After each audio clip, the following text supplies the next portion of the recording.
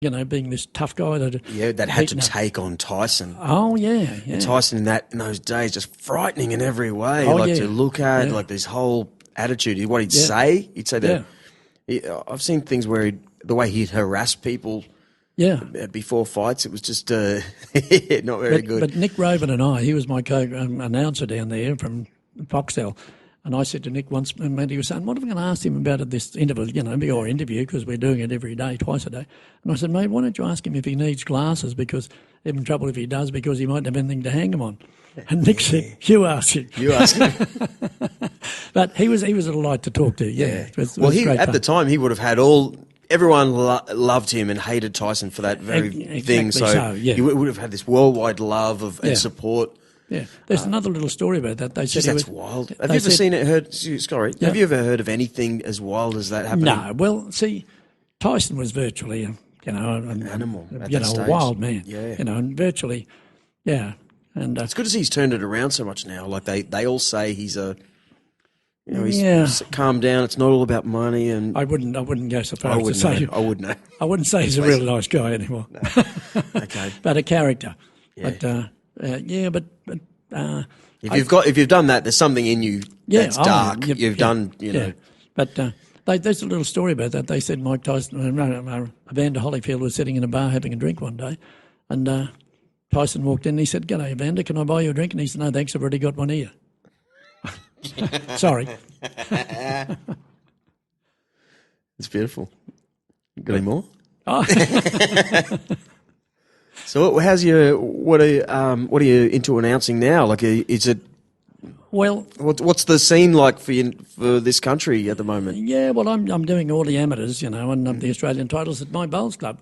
We've had the last 2 Australian titles and the Australian junior titles and the trials to go to the World Junior titles and overseas. We've had them all at my undercover because of my association, I suppose. And so, which bowls club? Sorry. The Paradise Point Bowls Club, and Beautiful. mate, it is now you wouldn't want to know. We had some of the Australian officials there for the last Australian titles, and they said, "What a shame we didn't know about this venue before we'd signed up to have them at Movie World." So they're virtually up at Movie World in some studio thing up there, screen hangers or something or other. And they said this would probably be, and every boxer that's boxed there said, "Mate, how good is this?" Instead of some smoky looking, out of town, and virtually, I've got the bowls club and it's open air with the cover over it and floodlit, and the blinds that can come down in case of rain. And they said, "Mate, this is just the best venue we've ever boxed in." So it's turned into the hub of Australian amateur boxing at the moment. Great. And of course, we're still doing the thing with Gavin, and with a bit of luck, I'll be doing the 2018. Commonwealth Games up at Oh, geez, I hope so. Great. Yeah, I hope so. Geez, too. I hope so. It'd be great because boxing, it's it's a big difference between the games and the Commonwealth Games and the Olympics. Of course, it's going to make it a lot easier for guys over the Olympics now because Russia aren't there, which is a bit of a shame. But that was a terrible thing that happened over there with the drugs and so forth. And but they'll miss the Russians competing because it's if you win a medal at the games and Russia aren't there, you can say, well, it takes a bit away from it, I suppose, because they're so strong in lots of sport. Yeah. Put it there, mate. It's been a great time. Can you believe it's already an hour? An hour. Can you believe it? That's great. But I feel like I haven't even asked you enough. So, mate. Yeah, exactly so, yeah. But good fun. Yeah, no, we'll keep rolling for a little while. But okay. Yeah. I always find that after I say goodbye, we say some great stuff, Sure. Yeah. And how are you then? Mate. How's your health? Oh, mate, 100 miles an hour. Yeah.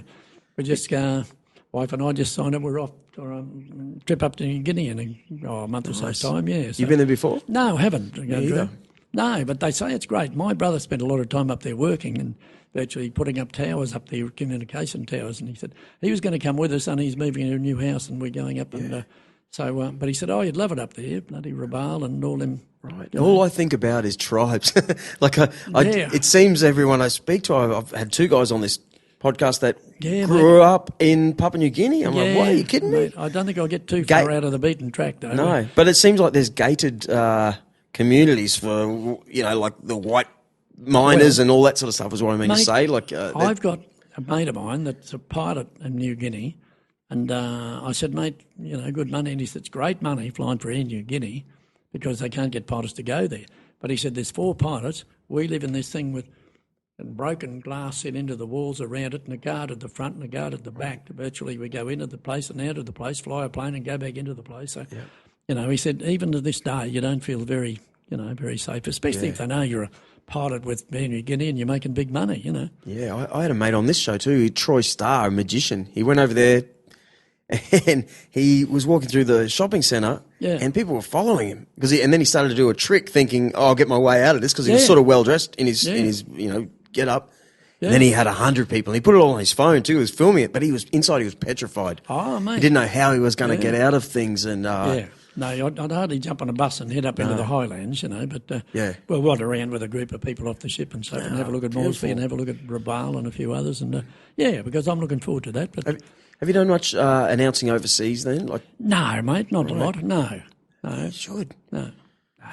Why not? No. You'd be a big name. No, I enjoy it here. Yeah? Yeah.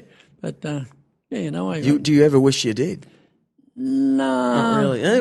We got everything here, mate. Let's face it. Truly. Yeah, I've just enjoyed it. Everything I've done, I've enjoyed, Great. And, I virtually, apart from, the things I have done, I've done other jobs and so forth, and I helped set up the TAB in Queensland when it first opened in 1963. Did you? And, mate, you don't think that was hard work. Wow. Drew, you imagine there was a bloke from New Zealand because they had TAB over there. They never had bookmakers in New Zealand, see?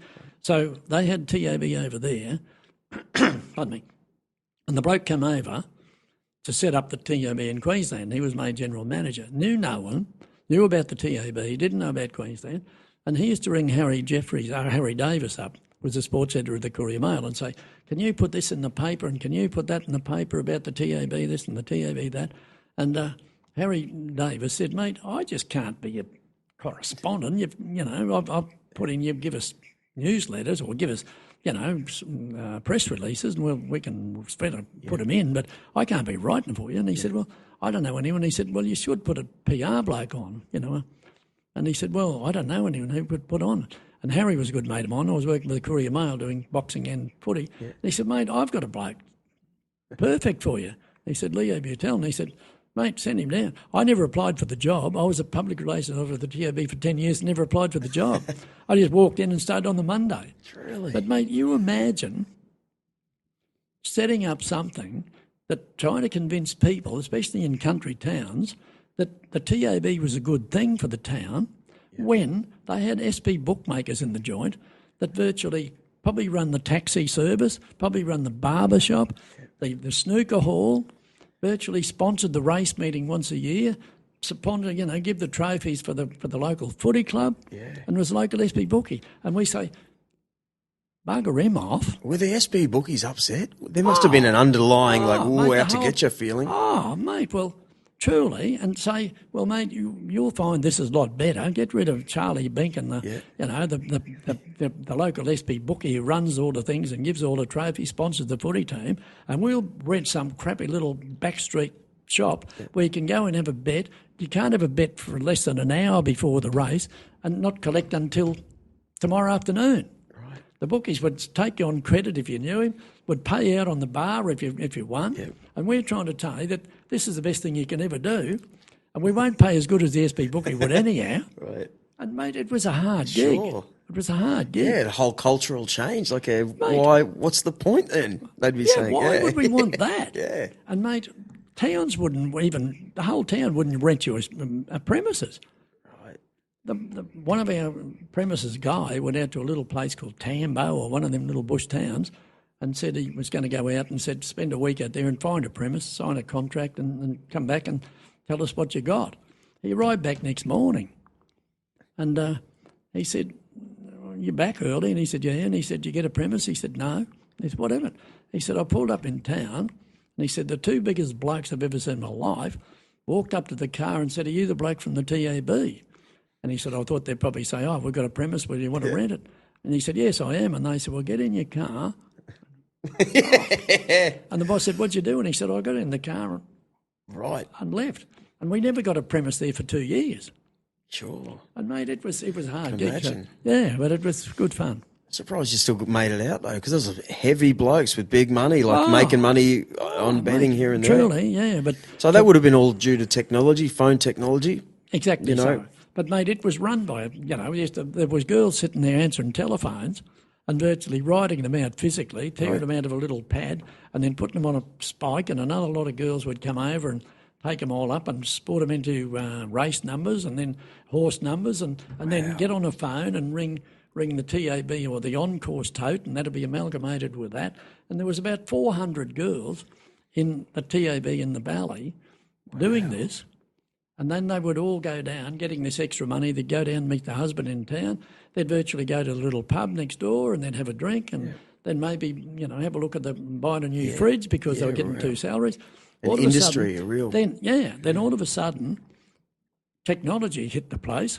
And now they, instead of turning over about $1 million a weekend, they virtually turn over about 50 million, and there's 4 people in the joint. Sure, so all them people are out. There's no. So technology, in a way, virtually killed that. It. Yeah. Well, I've got an app on my phone. Sure. Bet365, and not that I do it much, but I bet there's no one involved in it now. They've set it all up, and it's just... There were 400 people in there writing out little tickets, and amazing. So it virtually was a big industry that virtually now is quadrupled a million times, and virtually 4 people sitting in there making sure the computers are going, Unbelievable. But I went down, we set up a broadcasting, and I was the broadcaster of the race results that went up and right over Queensland, and they had to hook up to listen to me to get their dividends, to make sure the dividends were right so they could pay out, you see. And before I'd go on air, they used to have this little, every quarter of an hour, they'd go, and as a fanfare, they'd play this bugle thing, like they have on the racetrack. And there was a woman said to my sister, she said, "Do you know that I've known your brother all his life and I never knew he could play the bugle?" She thought I sat in there every quarter of an hour and played the trumpet.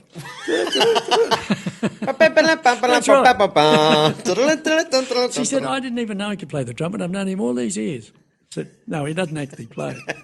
Well, how did they play that then? It must have been on a real... It went through 4KQ, and virtually through the ABC, and it went through all these... But now for the first time, I'm actually thinking how they actually did it back then. Would have been a little reel-to-reel tape. Exactly, probably so. They wind it back up. So that would have been someone's job as well. Exactly so. Sitting there. Yeah, but that's what they'd say. Now across the TAB race room for the race results with Leo Beutel.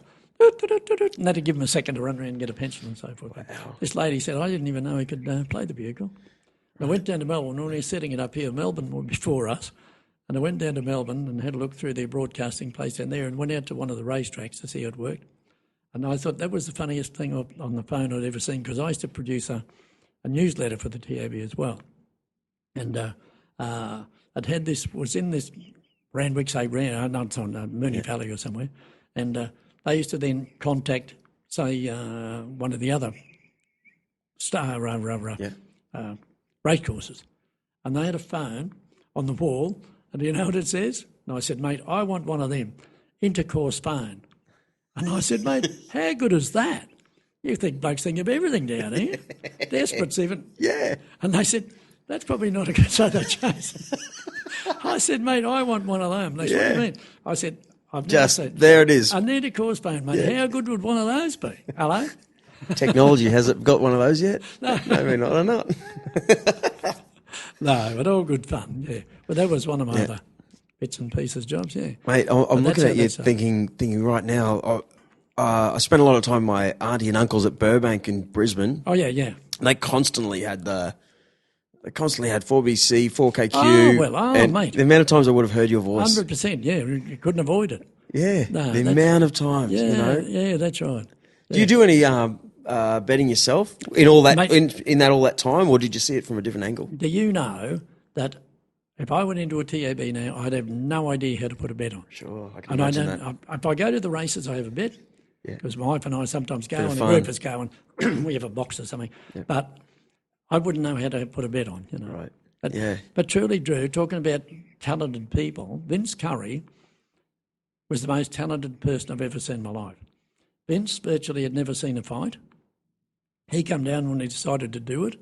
He virtually sat beside me, and I virtually, before we started doing the broadcast, I wrote down left hook, which has pointed that out, right cross, uppercut, left rip, thinger. And Vince Curry